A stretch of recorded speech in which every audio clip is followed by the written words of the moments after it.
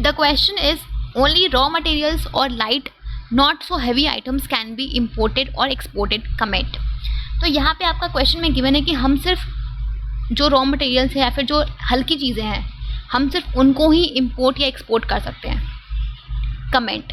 सी, जब भी हम बात करते हैं इंटरनेशनल बिजनेस की या एक्सटर्नल ट्रेड की, तो एक्सटर्नल ट्रेड में आपकी वो सारी बिजनेस एक्टिविटीज़ आती हैं जो हम करते हैं beyond the geographical boundaries, right.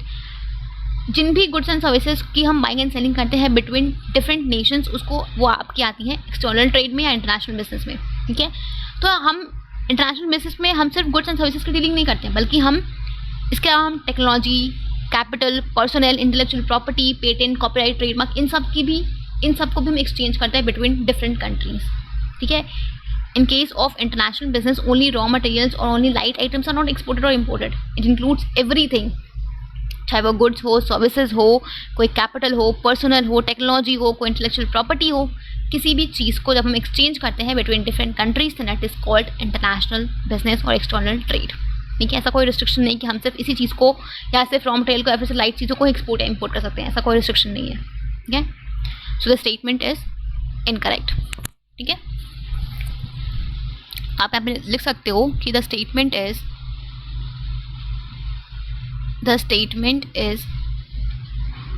Incorrect, ठीक है।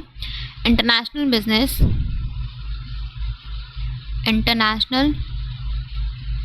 business not only involves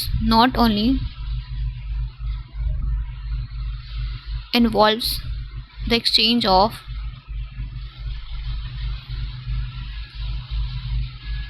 goods and services but also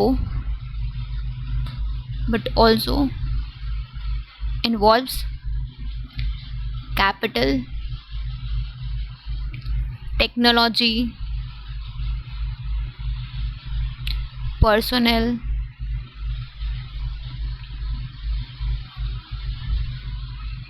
intellectual property, etc. ठीक है। So the statement is incorrect. Clear? Okay.